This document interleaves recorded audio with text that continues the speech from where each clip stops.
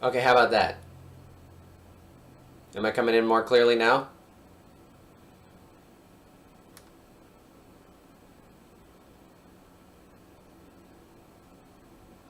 See, OBS is telling me that my levels are good, but for whatever reason, yeah, it wasn't coming through. I don't know what's going on. All right. Hi! Today I'm going to work on Trickster. So, I've got, um, where's my layer here? What am I working on? Ah, yeah.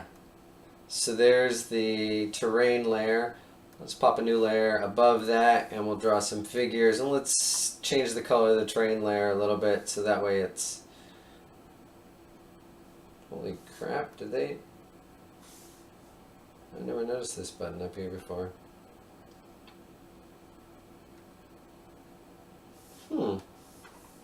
Alright, well whatever. I got it right here.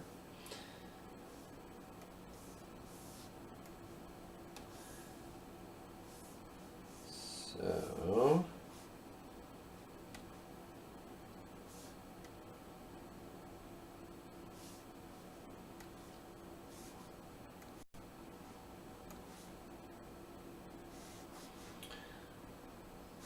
Oh, who's my cast of characters? Oh, I have to clean this panel up too. Man, what a mess.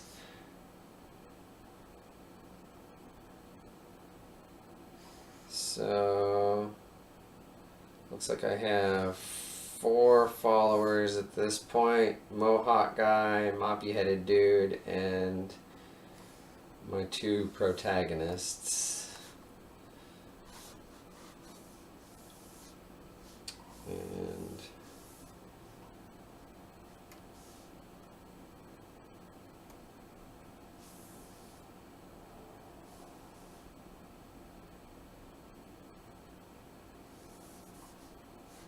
yeah, let's do this way here.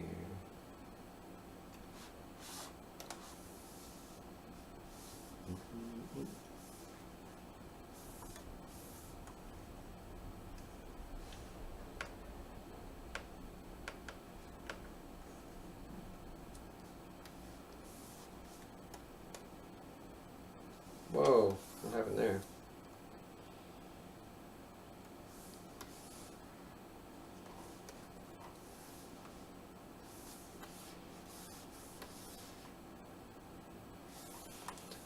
Okay, they're all wearing sort of...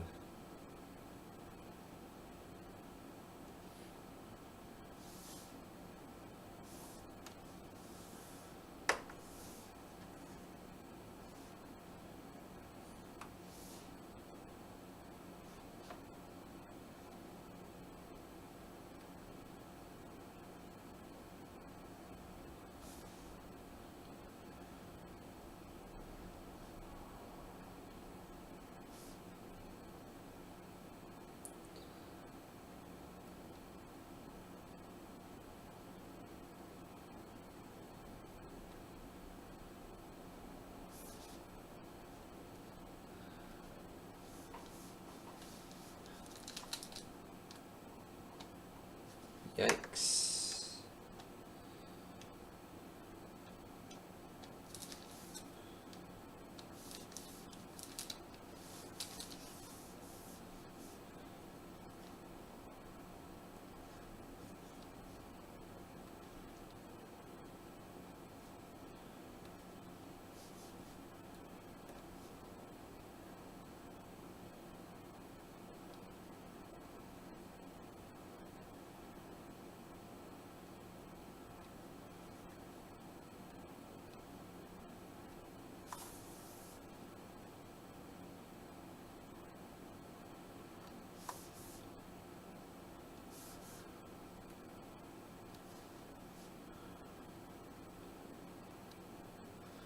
Whoops, that's not right.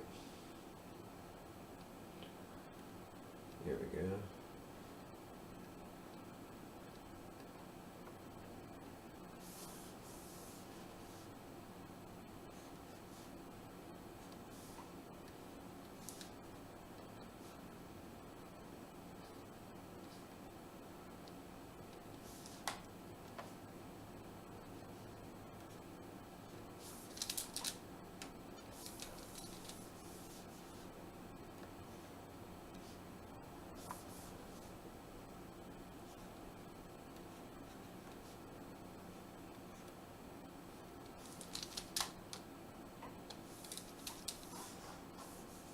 don't even remember what these guys are wearing for footwear.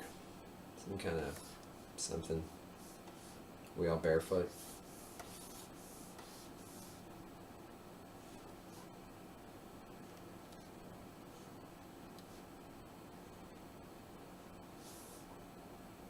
Oh, your knee is up. Is that what that is?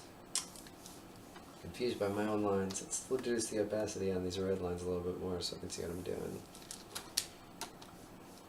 Well, that changes everything. Yeah, no, we're not going to do that. You know what? We'll do it this way. We'll oh, I'm in the wrong layer.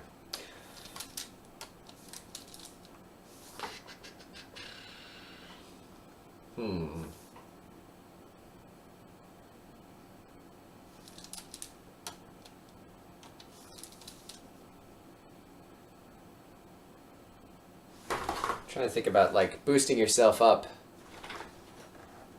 Ancient Trickster tales. Oh, so like, I guess I can give you a quick overview of what I've got here so far. But basically, Trickster is a figure that appears in a lot of different mythologies across the world. Most notably in Native American mythologies, where Trickster tales are used to teach adolescents how to become adults by giving them a long list of all of the worst things you could do in any given situation. And so Trickster's role is to teach us the right thing by doing the wrong thing all the time. And he's incredibly awkward, and his body is all confused. He's actually born inside out and spends the first third of his life inside out before he swallows his own intestines and becomes right side in and learns how to function as an adult body. So it's a very graphic, strange set of tales. In this particular tale, Trickster has been sent by the spirits to teach mankind how to live a good and virtuous life, and he decides to do this by becoming their king and then flaunting all of their traditions. No, that ain't gonna work. I might have to rethink this pose entirely. So yeah, his role is to challenge all of the traditions so that people can see why those traditions are important. Now, some of the traditions that he challenges are just kind of weird, like you can't go to war without without first doing a feast in honor of the spirits, and you're not allowed to have lain with a woman in order to go on the warpath because it weakens your spear. Those are kind of weird elements that are particular to this culture. But the idea, I suppose, is to refrain yourself and keep yourself focused on what's important.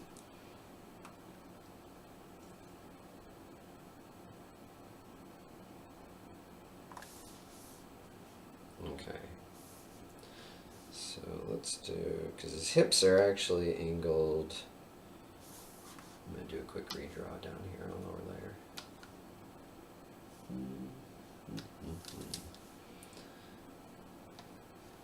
Because his hips...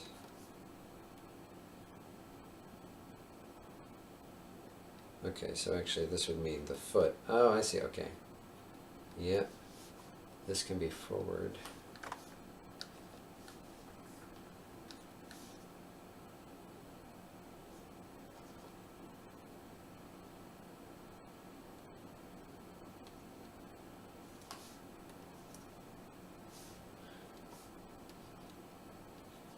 Point them out to me.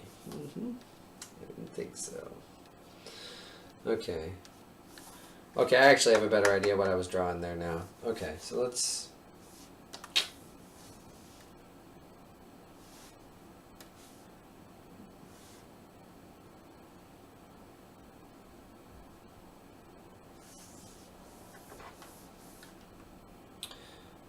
Okay, so take two on this figure. I probably didn't need to erase all that previous work, but the line work was a little off from the rest of the piece. I used to use a much chunkier, thicker, fatter line before I moved to this monitor. because drawing on a tablet is a very, very different experience. Where's my layer at? Here we go. Okay. Way too thick.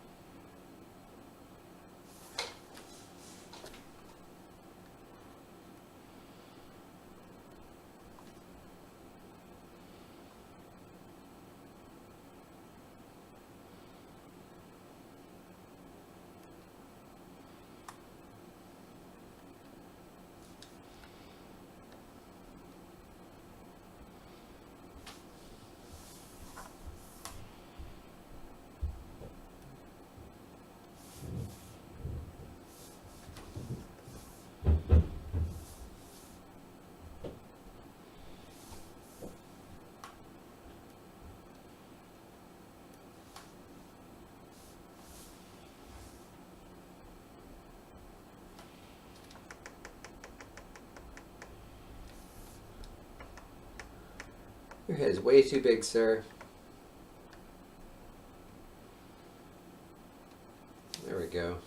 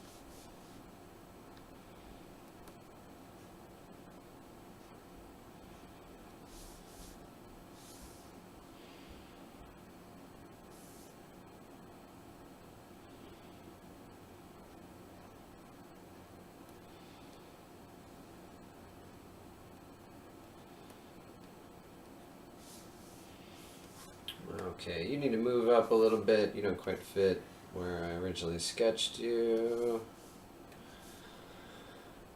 And also there's not enough room, so like yeah, I need to change the proportions on different parts of this body. It's a little wacky. The feet have to be there.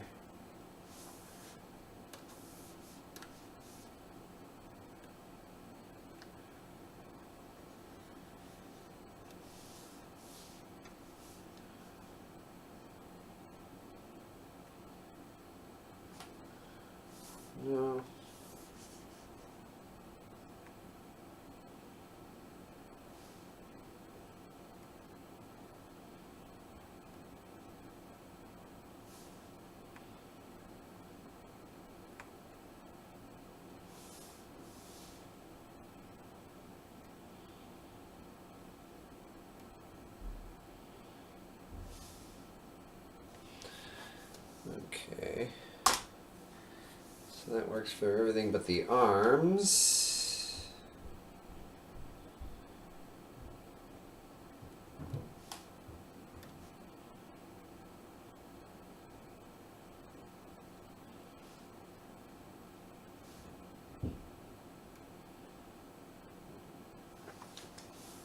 Yeah, that's better.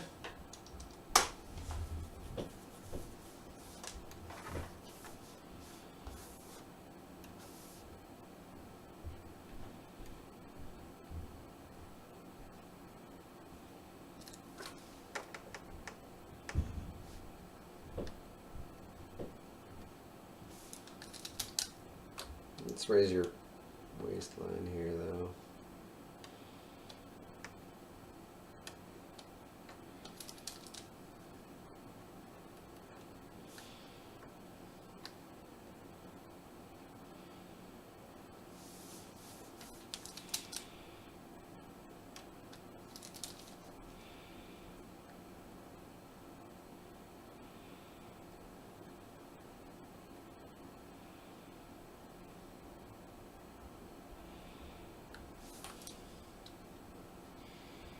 How do you take somebody's hands like that? That's...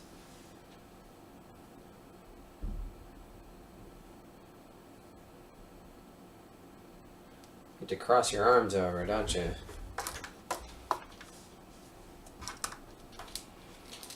Yep.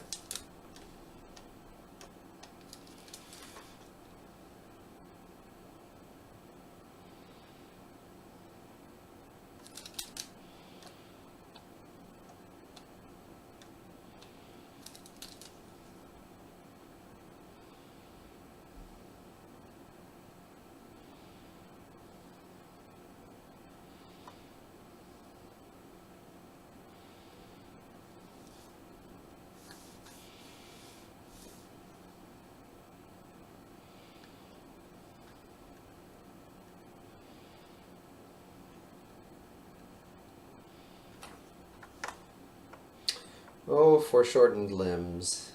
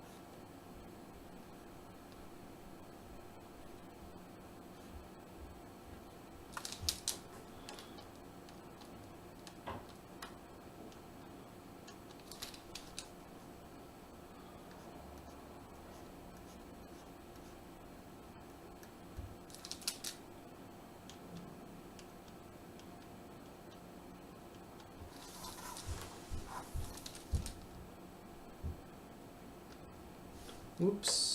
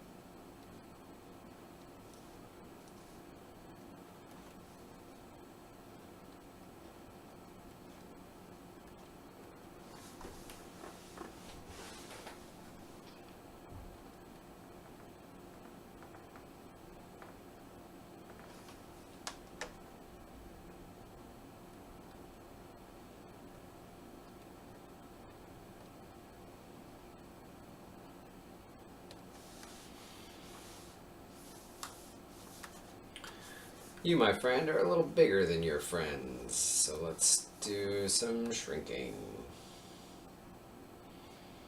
Because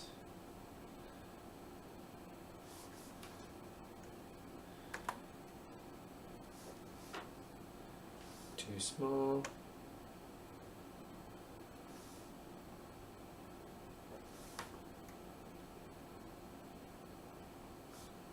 Yeah, that'll do.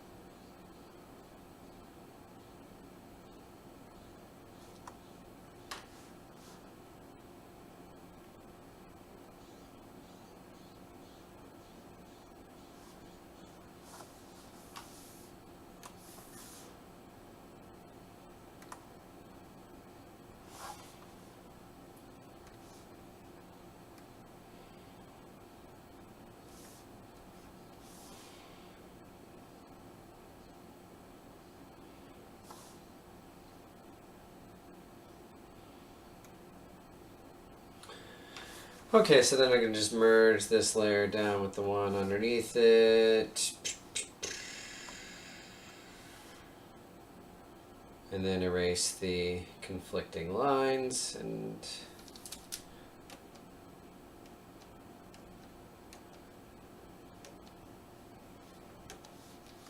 I'll probably want to go over this one more time just to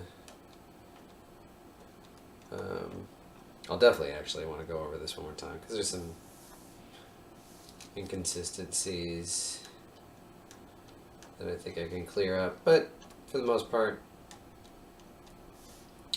got the general idea for this panel.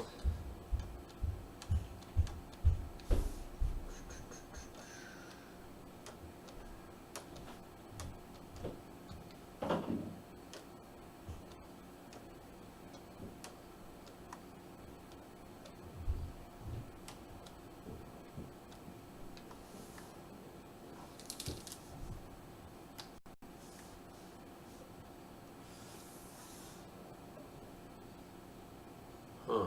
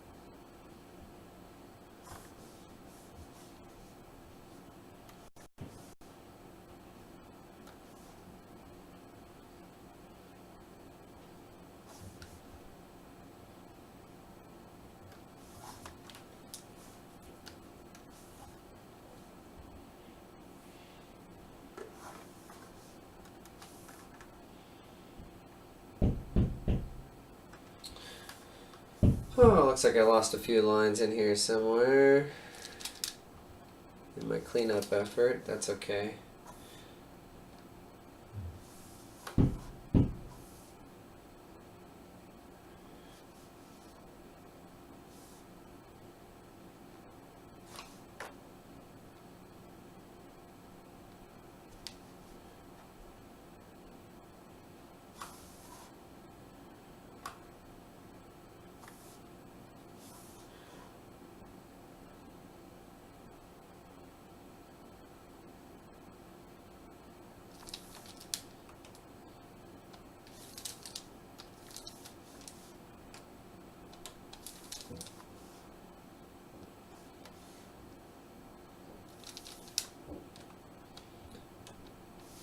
There we go.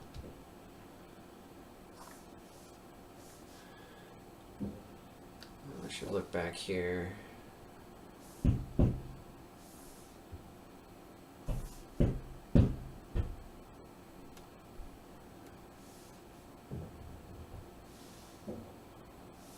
That's right.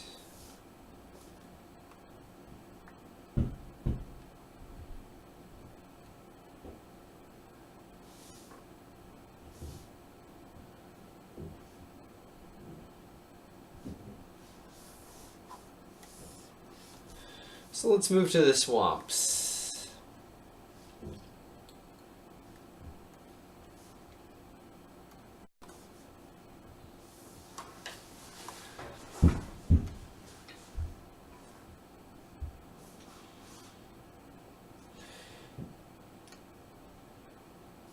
So same as before, I'll get in here and do the background elements first.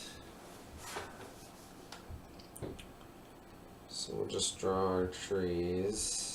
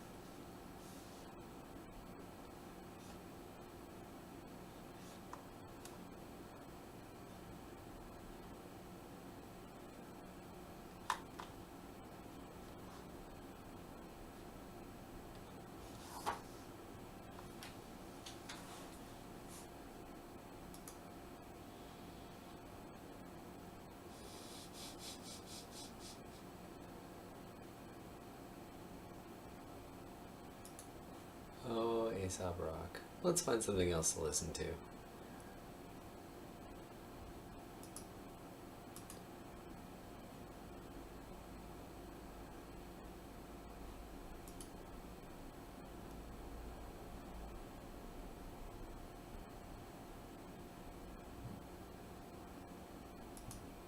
We'll change the tempo entirely.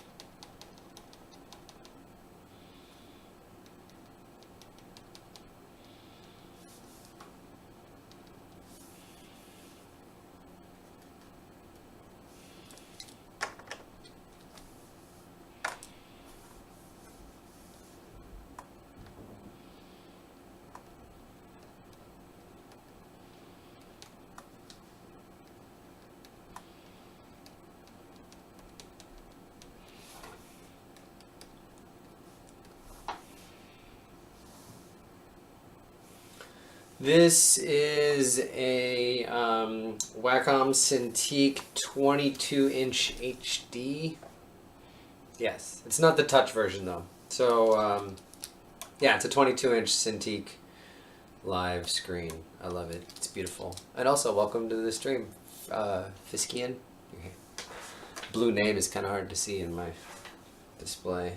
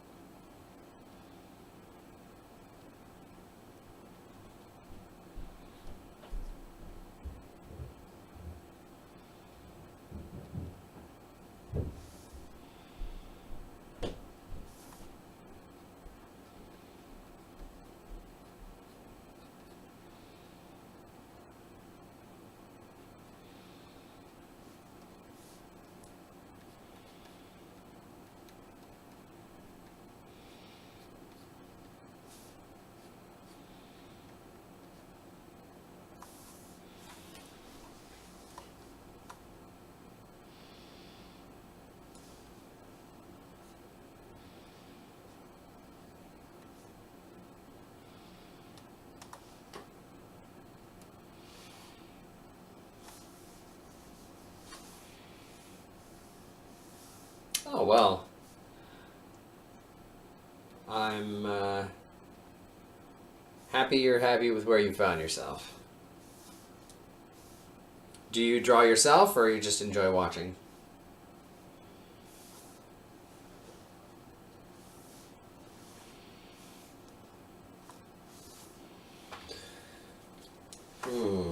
Okay, so I should have put all this stuff down on a separate foreground layer, because obviously I want to draw stuff underneath it. So we'll just cut that out.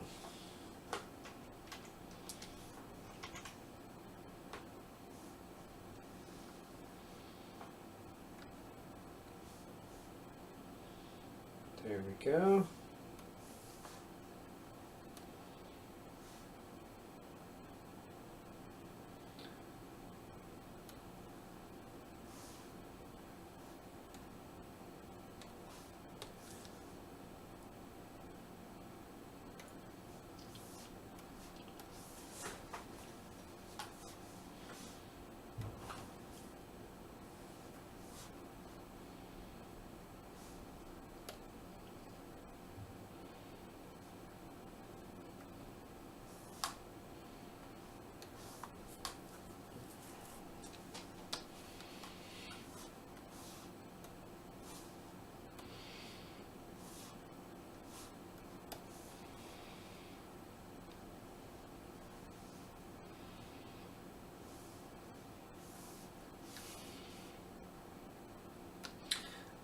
Oh, I think I'm just going to get rid of that pencil there entirely. Oh man, this is a mess.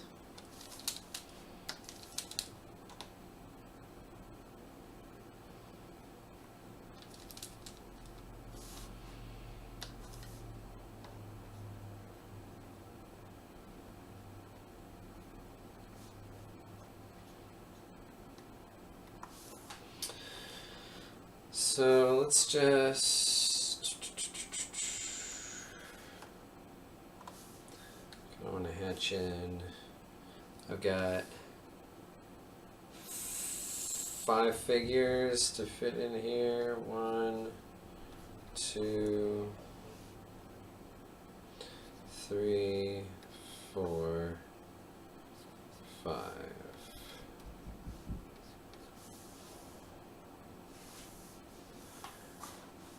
So then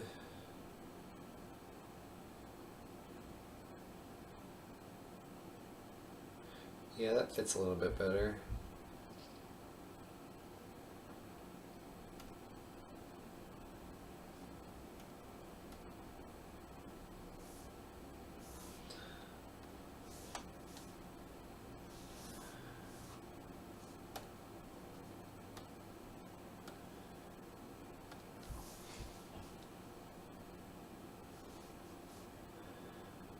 Well, the nice thing about comics is that it's a language that doesn't necessarily require proficient drawing skill. In fact, there's tons of comics that are just the simplest of lines, because what the artist is efficient at is using the language of comics to convey ideas. And that's the more important part. Now, obviously, people have personal goals of quality and style, and that's something that you can develop over time. But the more important part is understanding the storytelling form. There's a lot of great sources for that too. Oh, in fact, I have a couple of them here somewhere. Oh, maybe my books are upstairs. I'll link a couple of sources here. Just give me a second. There's one sec.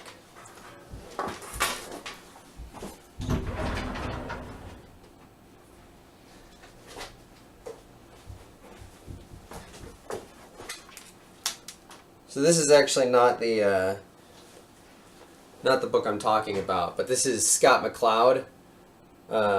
He does another book called Understanding Comics, which is great for learning the language of comics and how it's used to convey ideas. And then there's also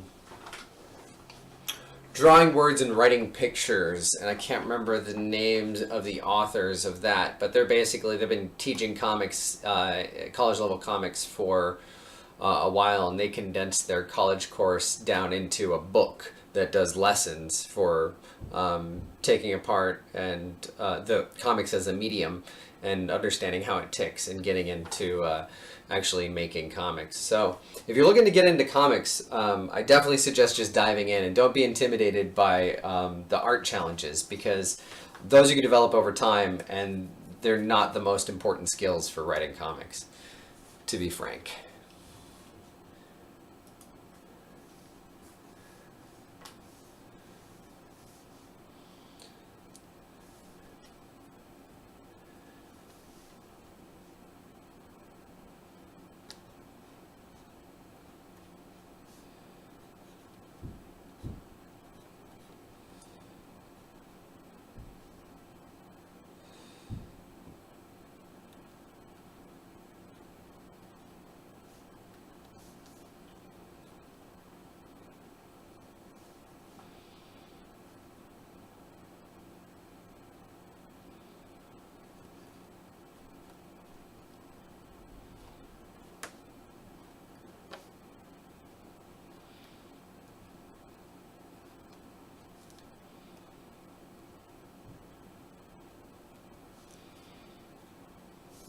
Oh, what hand is he holding the totem in? His right hand?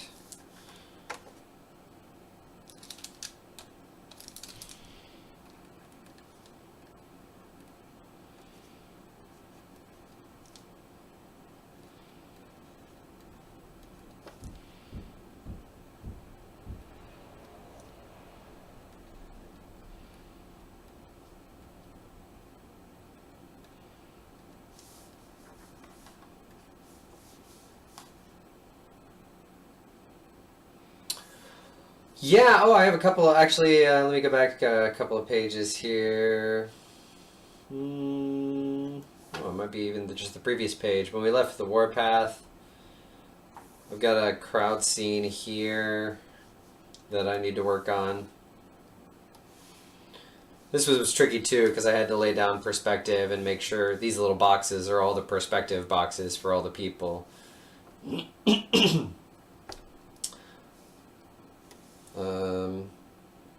Kind of a small crowd back here of the warriors. I don't think I have any other crowd scenes in this comic.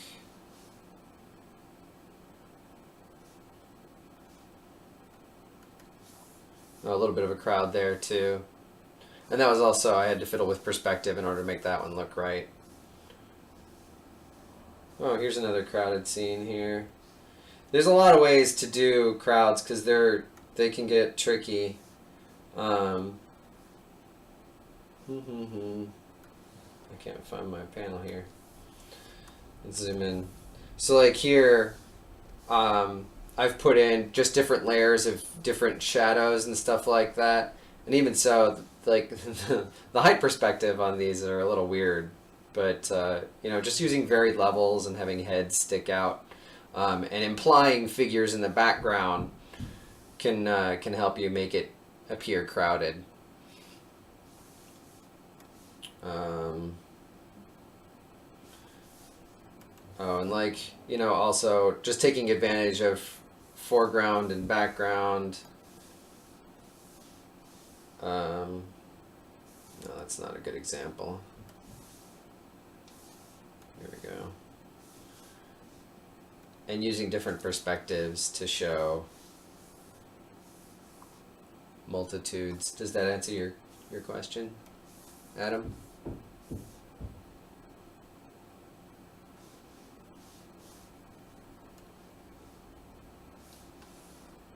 I'm actually looking forward to finishing this panel. This is going to be fun.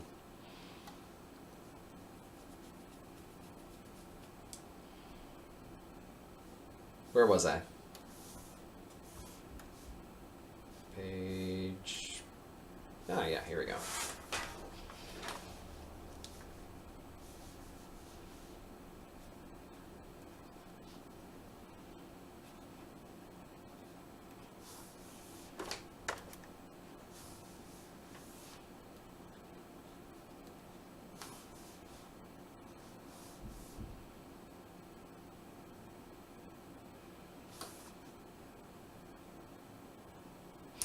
I haven't used Huion. I've been using Wacom since I first picked up a tablet. They were kind of the only name in the game for a while.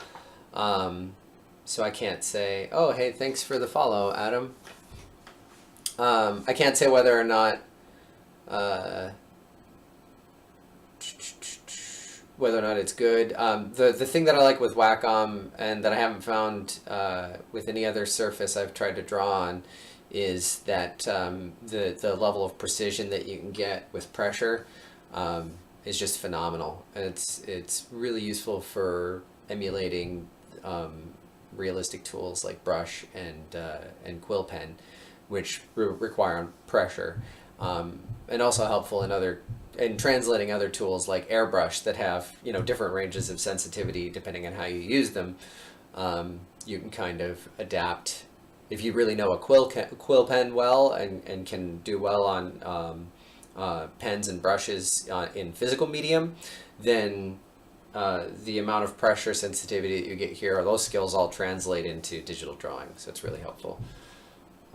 And that that also brings up a good point that it's your digital media skills will always be reinforced by physical media skills, and because they're designed to mimic that kind of usage. So diving directly into digital can be kind of daunting if you don't have those foundational drawing skills on pencil and paper or pen and paper.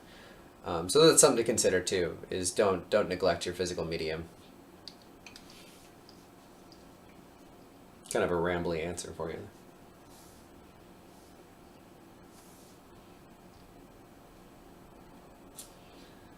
Oh, I should close down some of these extra pages here.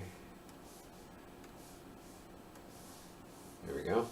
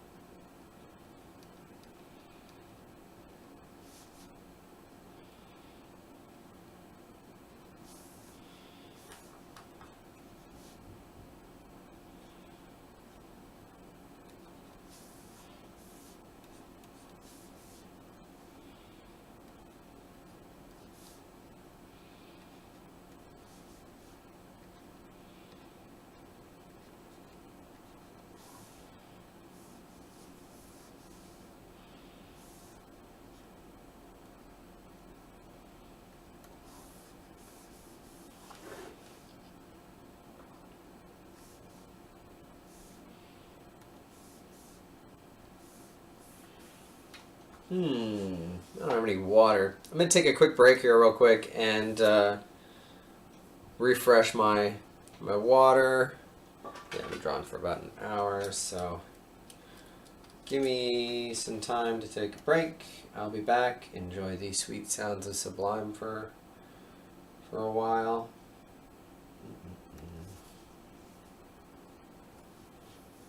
Nope. New.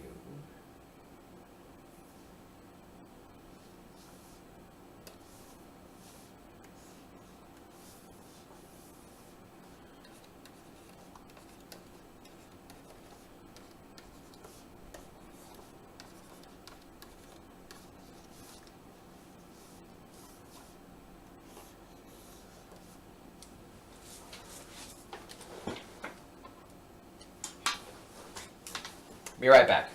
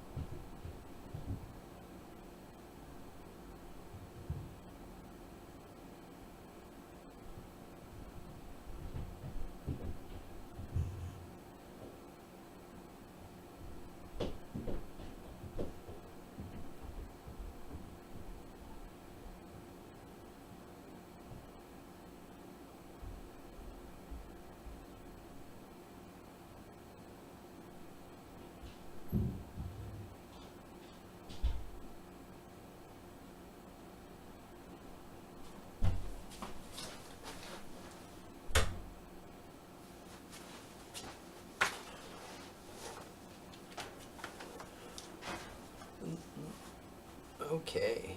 I don't know if that was 5 minutes or not. But I got my water. And a banana.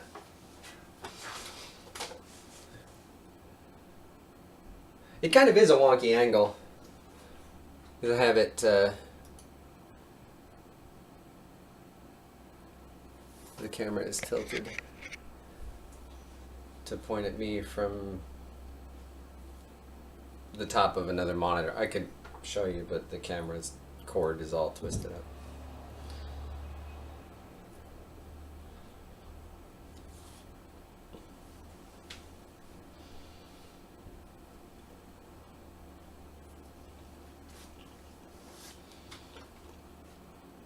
Banana. Snack of kings. I don't know if that's a real thing.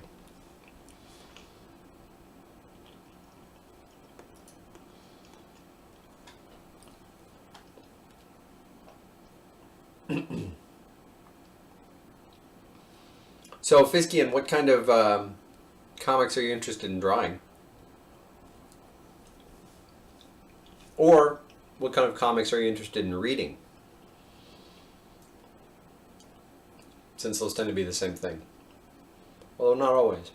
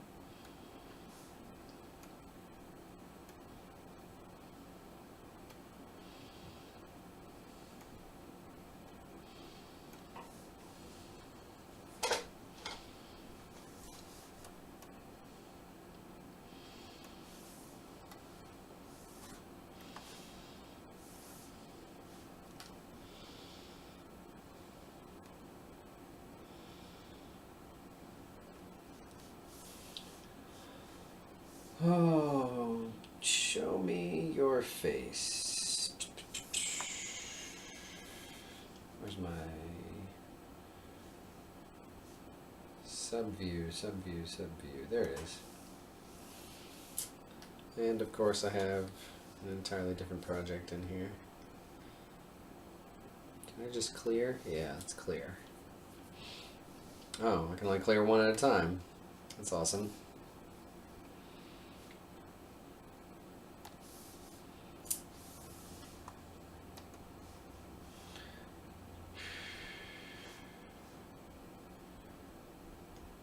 Where is this thing?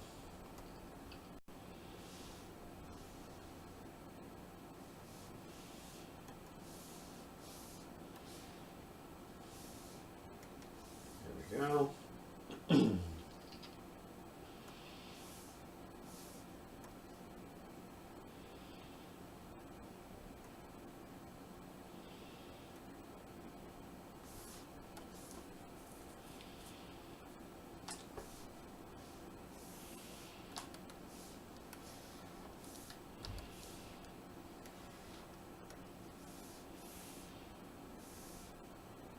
Wow. Wow, what's up with that chin? I'm gonna have to go back there and redraw that chin. That is a wacky chin. It's like it's melting off of his face.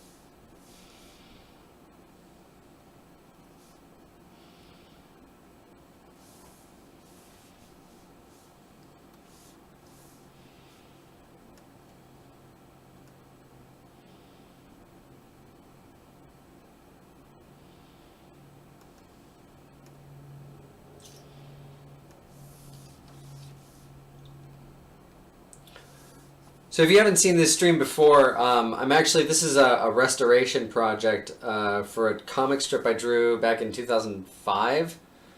So yeah, it's been a while. So that's why the art style varies a little bit, and I'm going around and correcting like discrepancies in the art and the thickness of the line and stuff like that. But I'm still trying to kind of mimic my old style and just bring my new skills to bear on it. So that's kind of the challenge that I'm working on here, is finishing a comic that was never done completely and doing it in a way that is consistent with its own imagery. What are you doing with your hand there,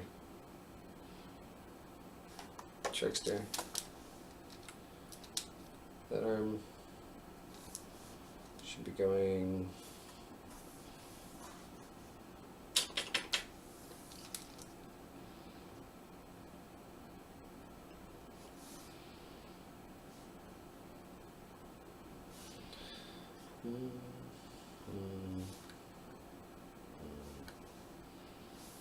Yeah, that's better.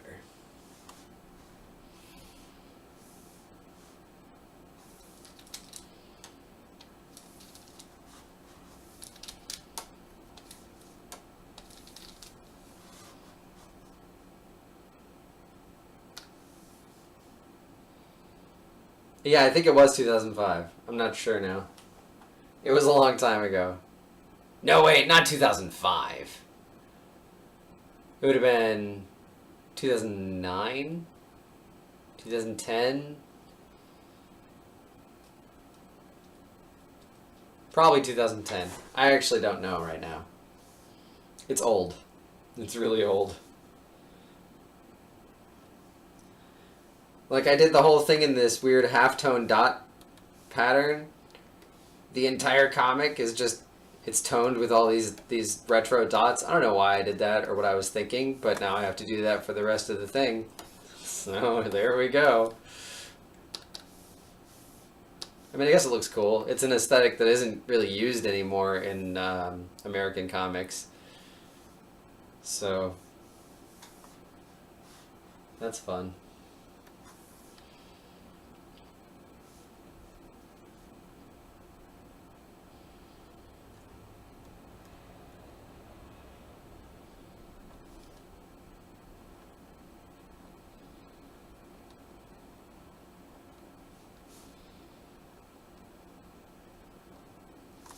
That's weird.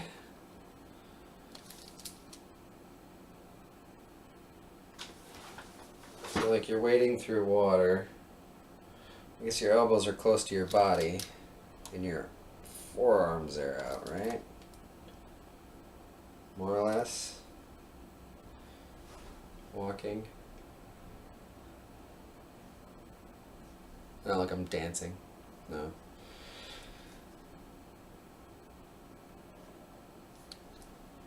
But forward, so the hand is like here, maybe.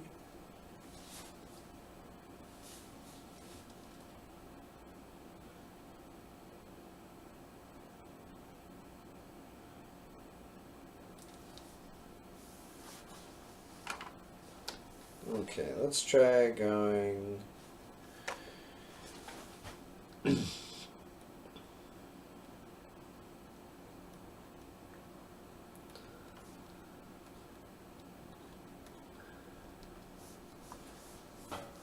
So that's something you can do if you're trying to figure out how a form foreshortens, is to draw a series of concentric circles. I'll do that again with a smaller line and a different color so you can see. So like I just started doing, trying out with concentric circles what the 3D shape of the form would be if I tried to trace its perimeter. And then I can be like, okay, so actually this is where the wrist and the hand meet, so that's going to inform the perspective for that hand and those fingers. And that might be a little long, because his forearm shouldn't be any longer than his upper arm. And I don't have a handy ruler, so we'll just use my speaker remote.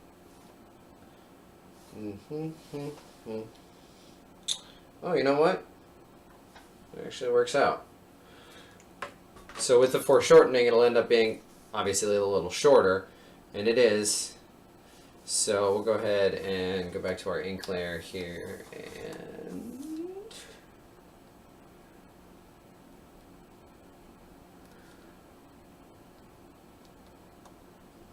oh, I'm thicken up my line again.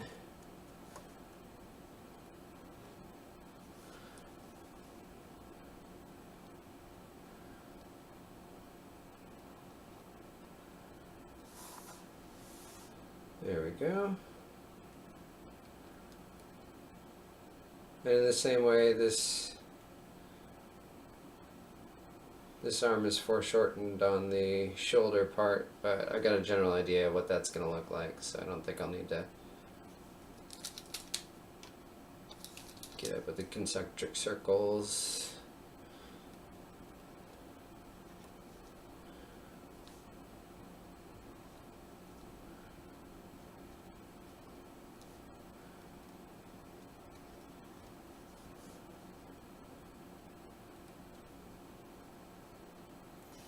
$5,000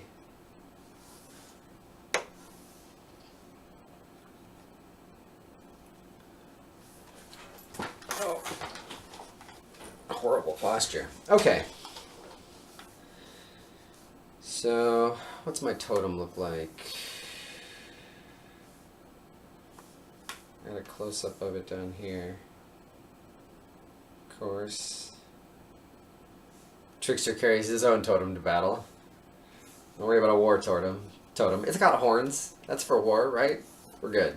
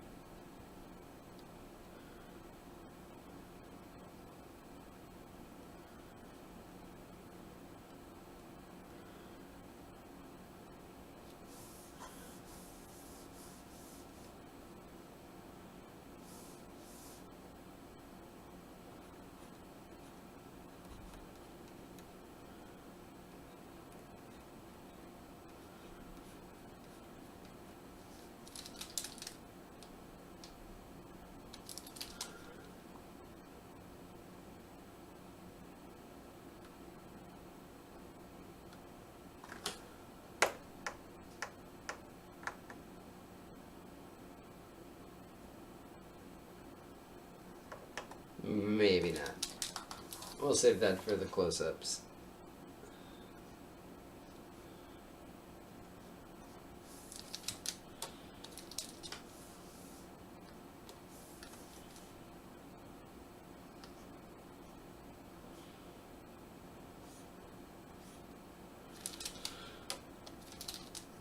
And of course, true to form, always doing the wrong thing, Trickster is letting his spear case drag in the water behind him.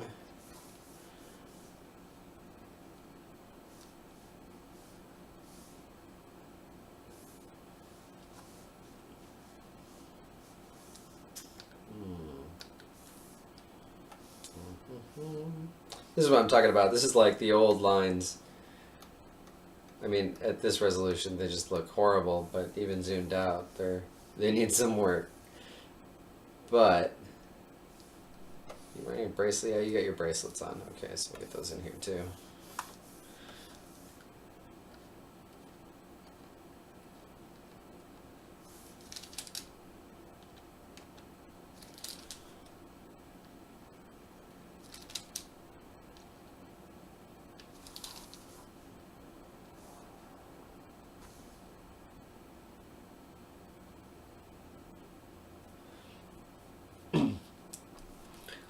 Welcome, Mirage Leonardo 84. I hope we can cut your stress here. I'm playing Sublime, which is probably going to get me muted in recordings, but there you have it. But I take requests if you want to listen to anything in particular. I'll consider it.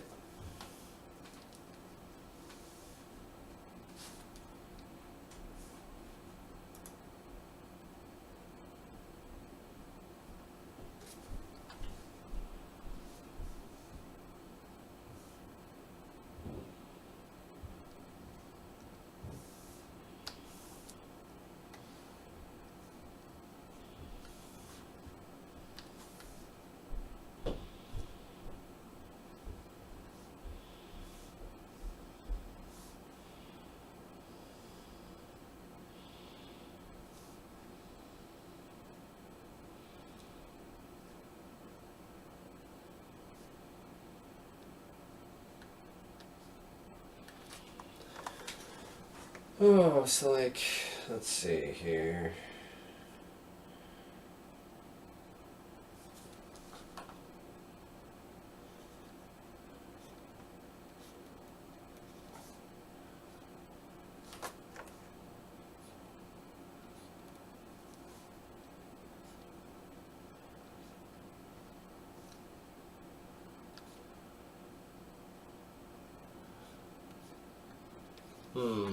So that, wow, that's an awfully, my original drawing was not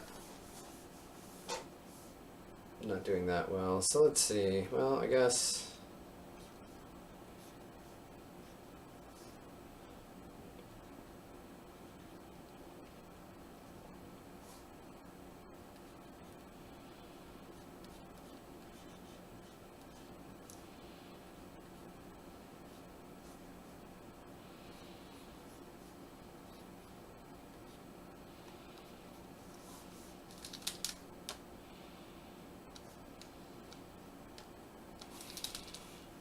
that looks better.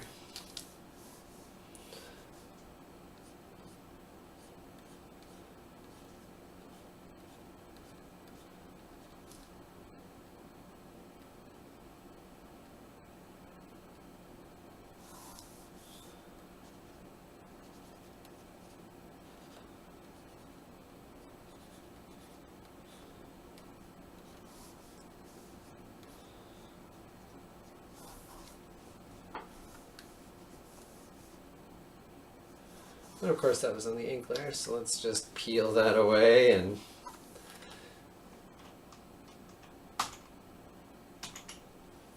put a new one down.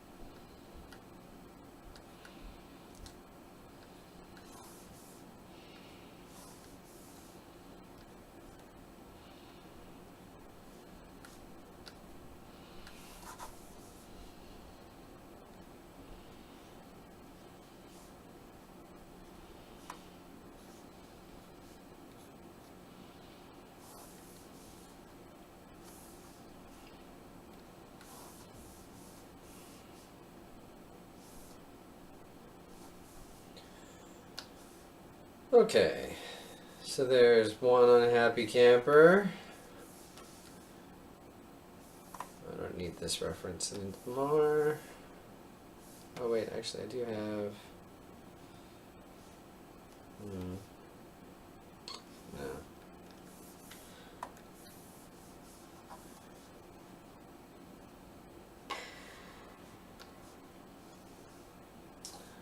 What else we got here?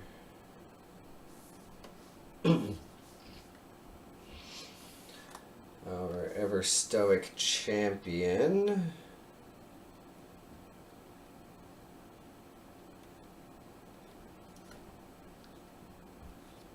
Is still with us.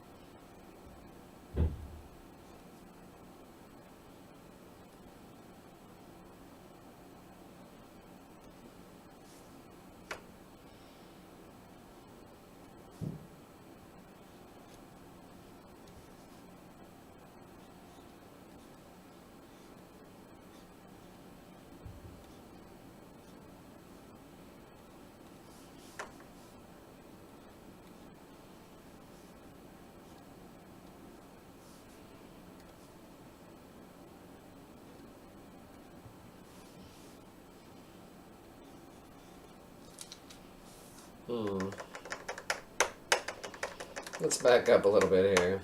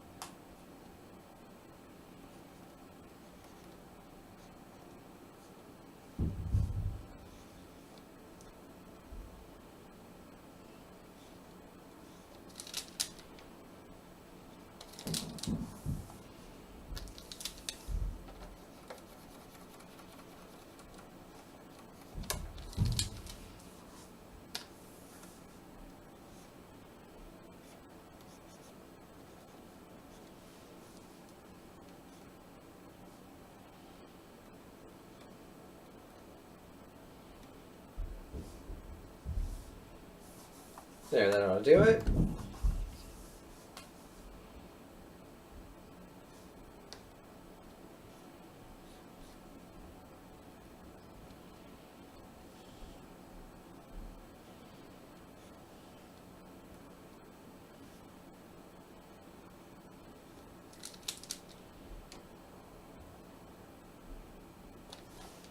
Too big, too big.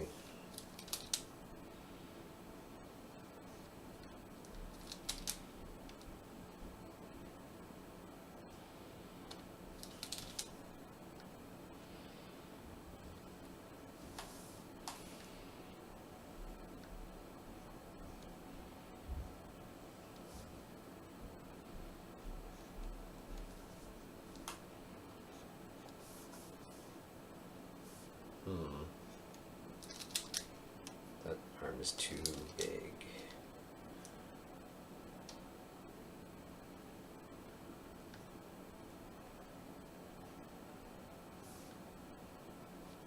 There we go.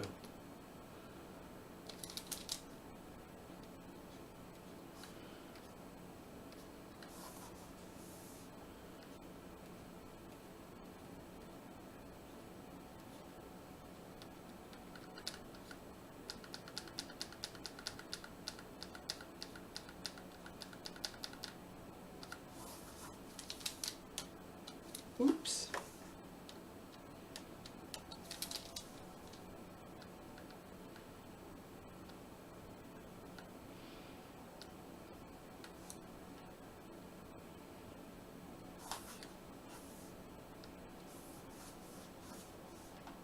Your head is too big. I have big head syndrome. It's a tragic art affliction where my heads are far too large and cartoony for their bodies. Thankfully, the digital world has saved me time and again by allowing me to quickly and easily scale my pixels. Oh, and you know what? Actually, your worst. Well, maybe it's just the mohawk that's having the problem here. Oh, you know. Oh, and he doesn't have any ear. That helped. That would help. Let's give this poor guy an ear.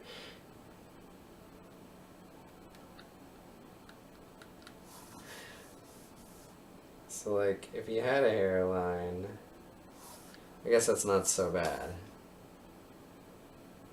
It just looks huge because there's all that empty space there.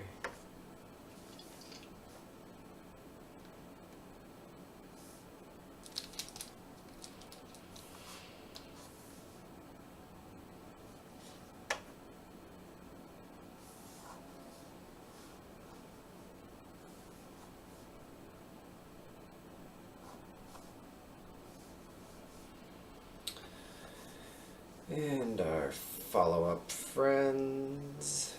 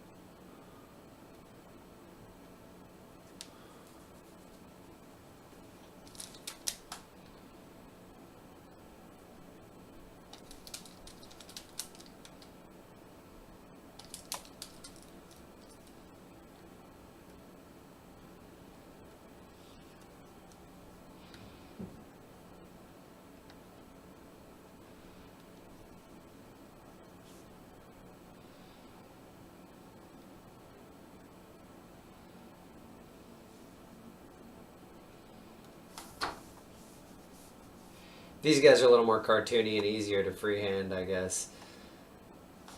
Although I do have to remember... Well, this guy, yeah, I remember him. Okay.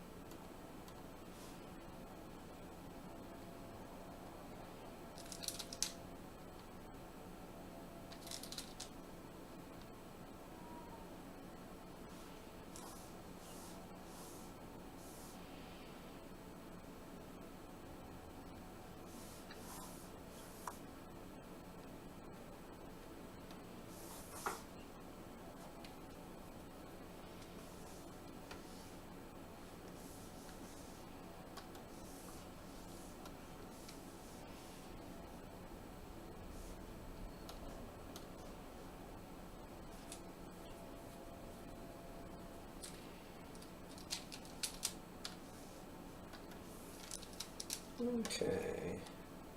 Oops, that's the wrong layer. How about this layer? Here we go.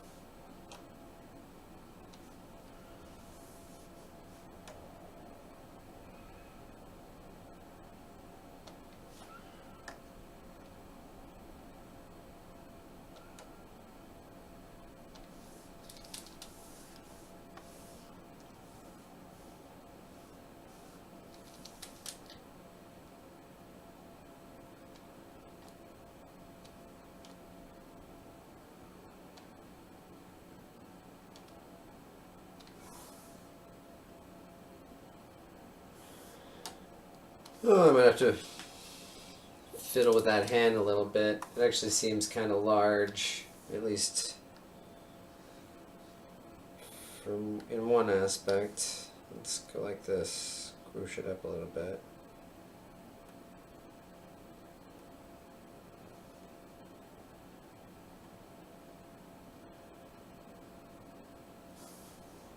Yeah, that solves the tangents too, so let's go with that.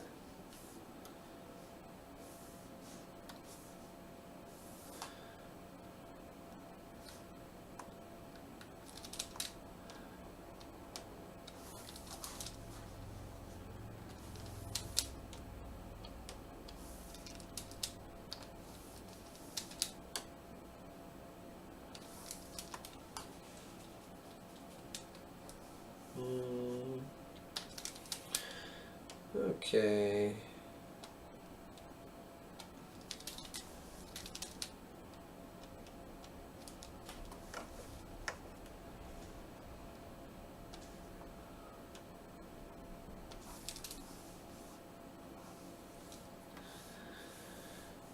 Great, good, wonderful.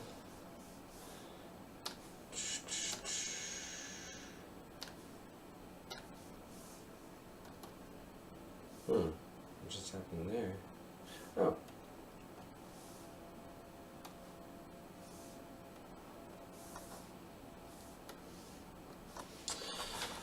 Okay, so speaking of the language of comics, there's a lot of noise going on here in the background between the figure and the totem and these trees.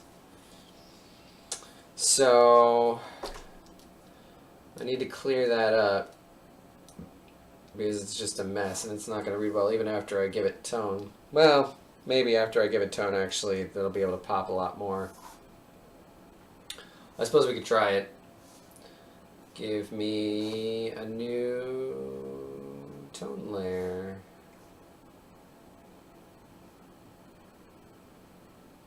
Where's my thing? What I got here?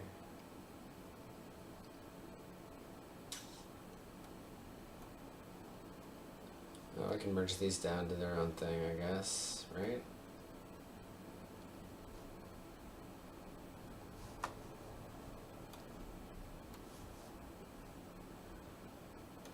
We'll worry about it later.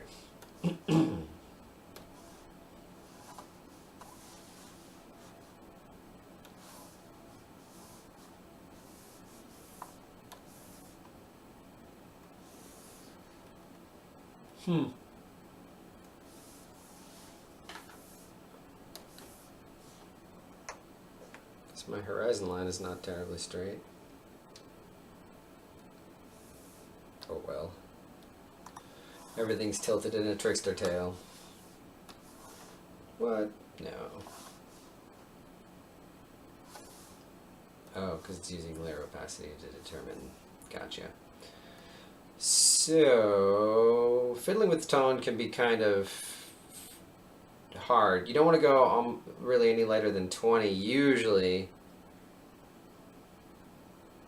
And also you have to make sure that your frequency matches across the entire page. I've been using a 50 frequency, I think, throughout this, and the new program defaults to 60. But the problem is when you overlay tone of different frequencies, you get moire patterns, which show up on the screen probably at various zooms. I don't know what your output looks like. Actually, I do know what your output looks like. So you can see that pattern of light and dark gray.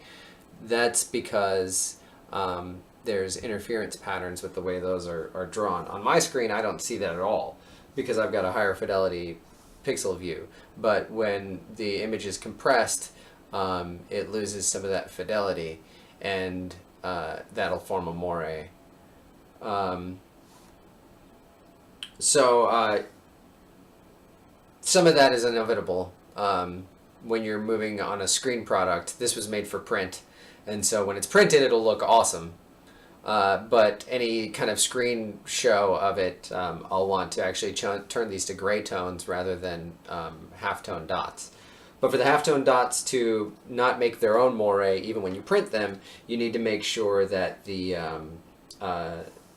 frequency of the dots is the same. So that way, when the dots are plotted on the screen and they overlap each other, they reinforce each other in the right places, and they don't cancel each other and make optical illusions out of it. So we want,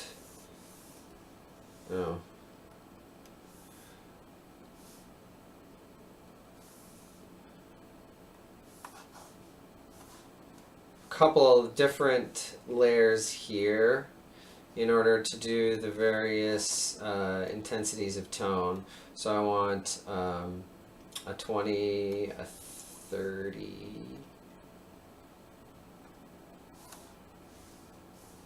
and a 40.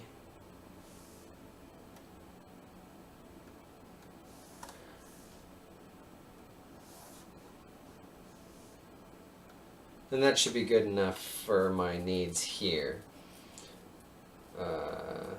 20, 30, 40. So, turn these into dots and make sure they match my line frequency.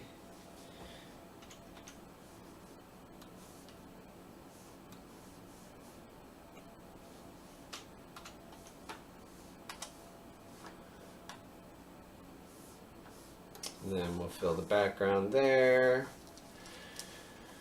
And then all we have to do is carve out trees with the, we'll do the blank draw tool so that way we got some control over the thickness.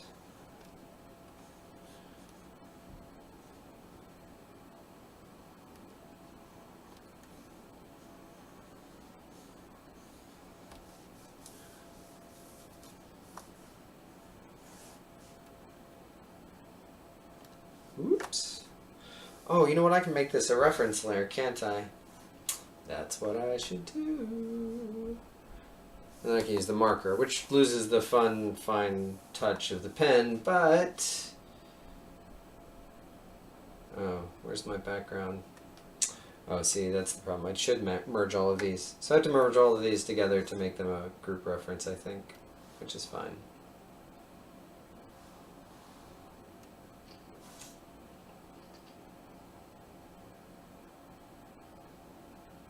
Ooh, that was a mistake. So I just hit the merge layer command, which merged everything into one layer. It's a very deceptive deceptive command. It does exactly what it says it will. Problem is in previous versions of the program, merging layers was just merging what you had selected, and now it's everything. And combining is how you merge layers now. Okay.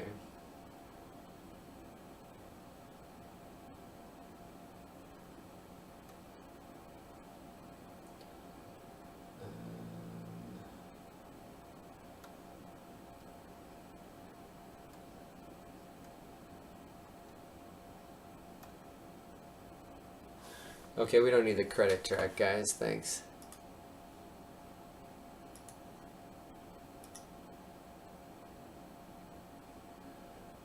We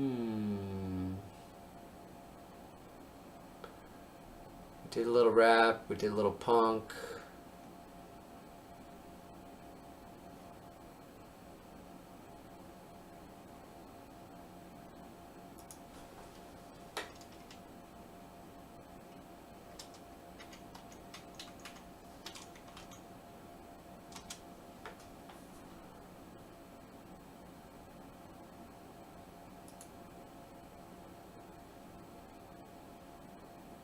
Let's do a little classical.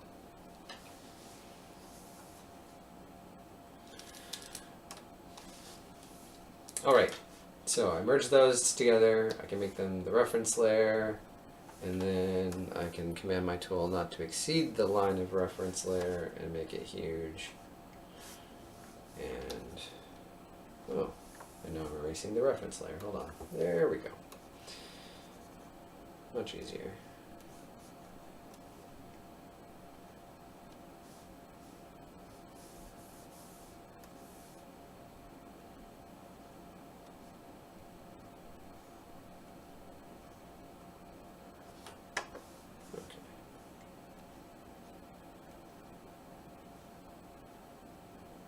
I'll have to do some cleanup. As with any shortcut tool, it's not always smart, and tiny line breaks can mess you up. So, oops, and I should work smaller. So it can save you time, but only if you're using it right, and only if your layer is prepared for it. And so you have to kind of decide whether the cleanup time is too much.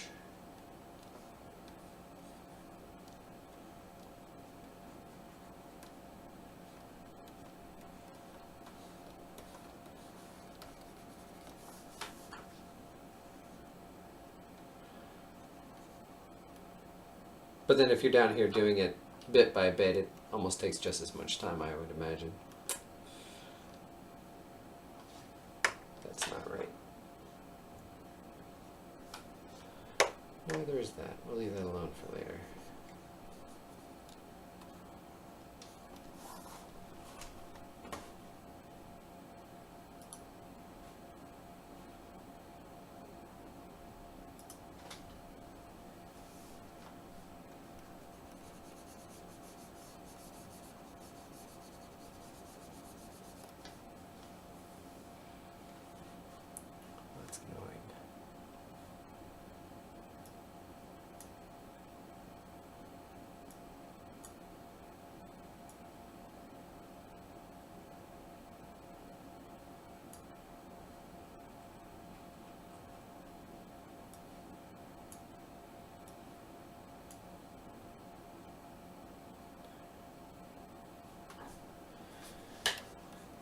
Okay.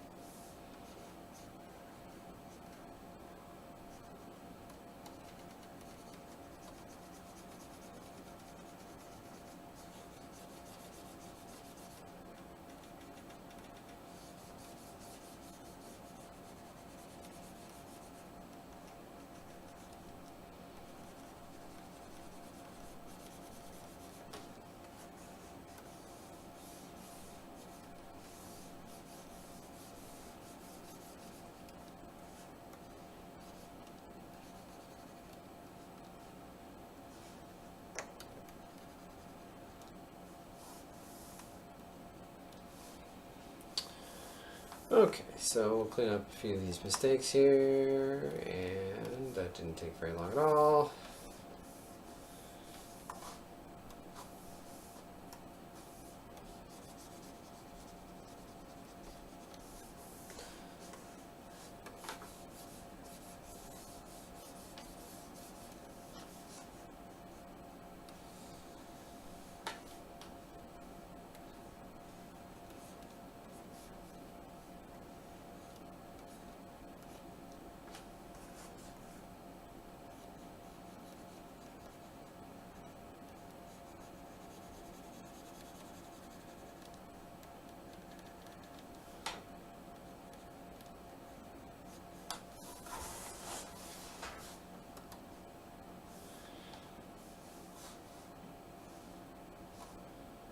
Okay, then I want to add into this background area, so I'll turn it into a selection.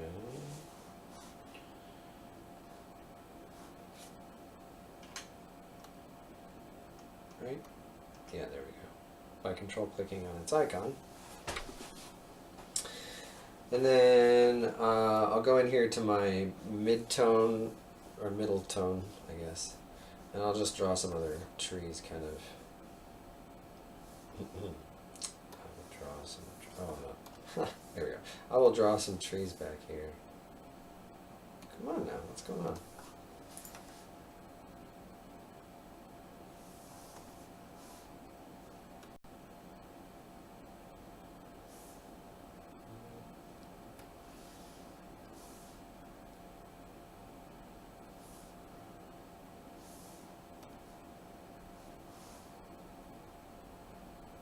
Oh, is that the problem?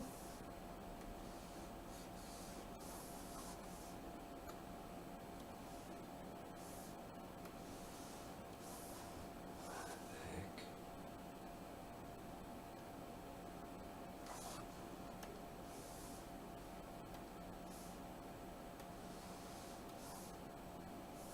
Why am I not able to draw on this layer? What's going on here?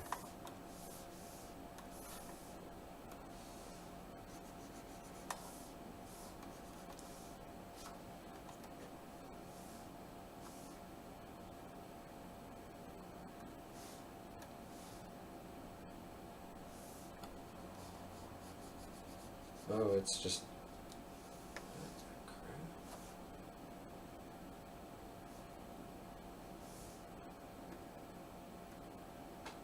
Oh, it wasn't darker than the. Well, that's bullshit. Okay, so no matter what the tone, they should overlay with one another, but apparently, if it's not actually darker, it won't overlay. So I can't just layer in tones and expect them to get darker anymore. That used to be the way it worked. I'm dealing with learning with the new program, the new version of Clip Studio Paint, no longer Manga Studio, but Clip Studio. So there are a lot of quirks. They changed a bunch of stuff. Okay, well anyways. We'll throw some trees back here. In the distance.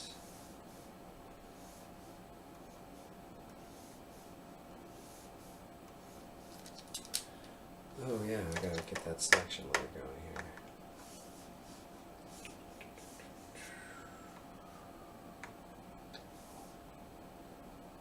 There we go.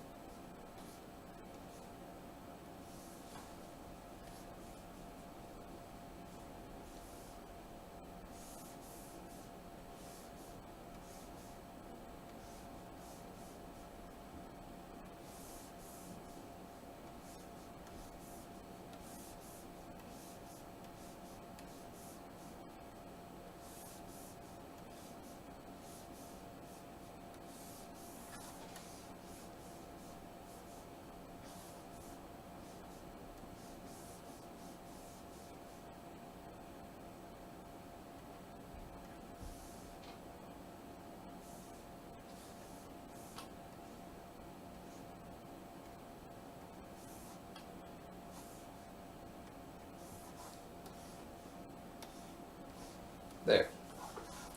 So there's visual entrance and depth for the background. And then we clean up the foreground. So first let's switch our reference layer back over.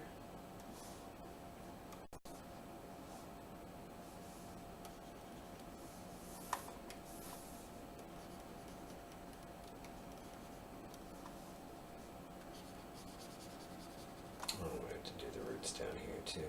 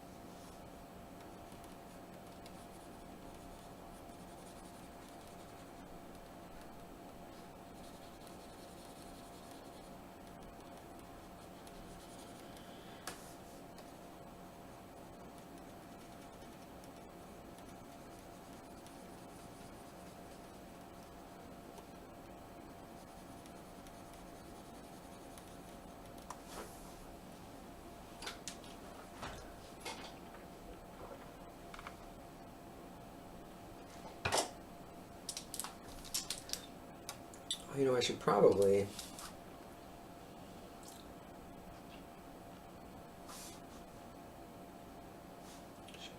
give these trees a tone too. Oh, we'll see here in a second.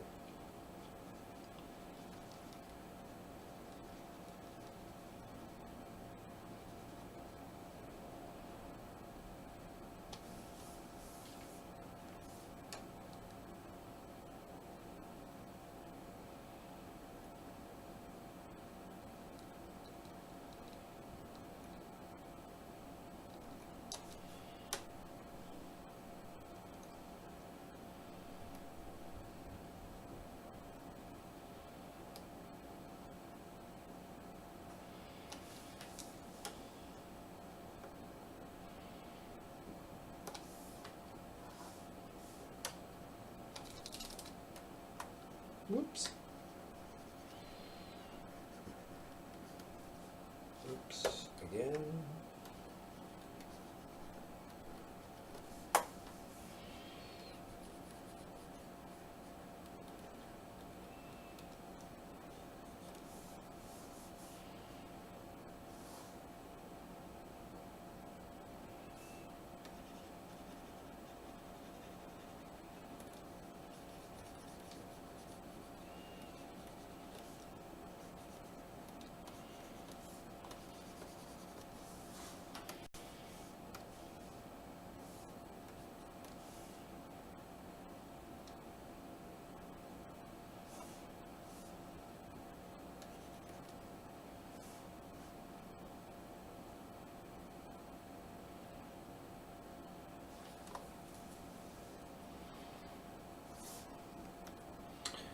Would this help? What am I missing here? Why doesn't this tone want to overlay over any of the other tones? Using the wrong layer? Oh.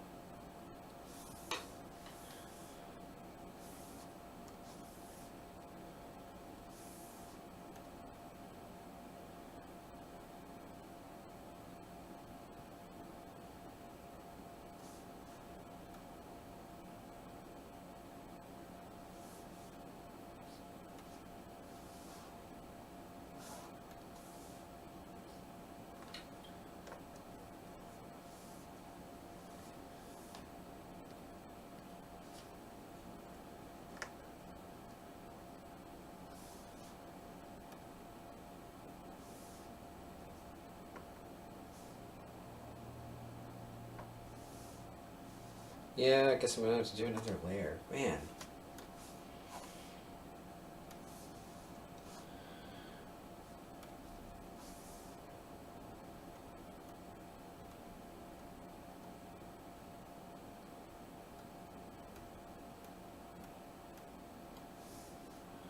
So this will be, I have a 60, a 40, and a 20, so I should put a 30 here.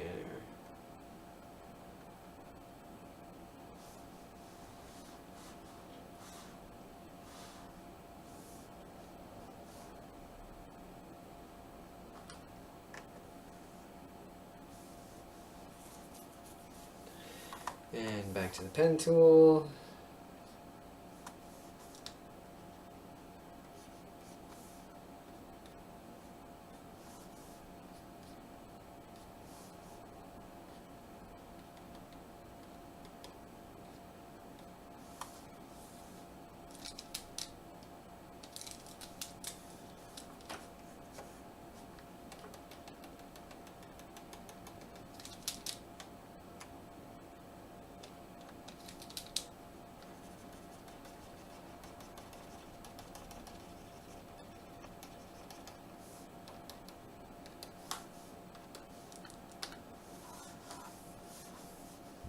Oh, poor Froggy, you didn't get freed from the tone of the waters.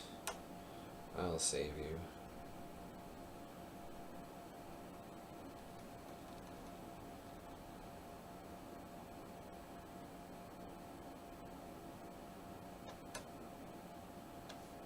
And of course, Frog is looking the other direction because he knows, and he's also looking at us because he knows that this is all a mistake.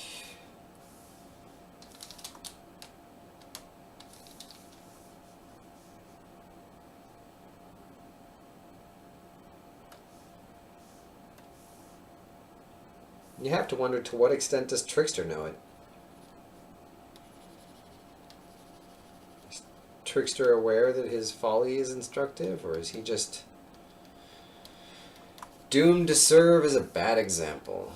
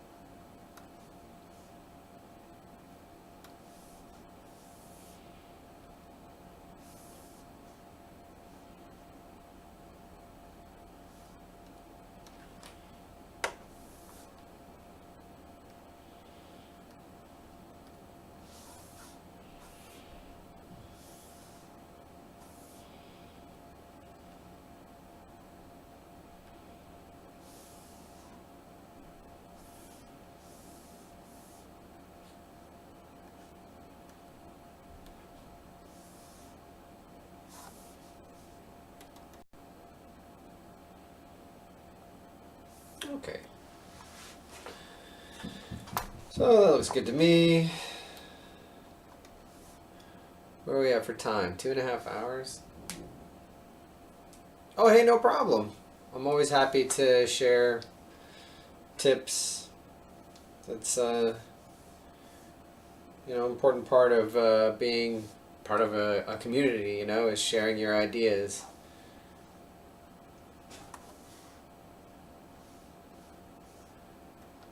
So, I think it's about time for me to get some lunch. So we'll end there today. But thanks for coming and watching me restore this comic to something like an eventual finished state. Who knows? Maybe one day we'll ink this final hilarious panel and be done with the Trickster journey for at least until he gets in trouble next time.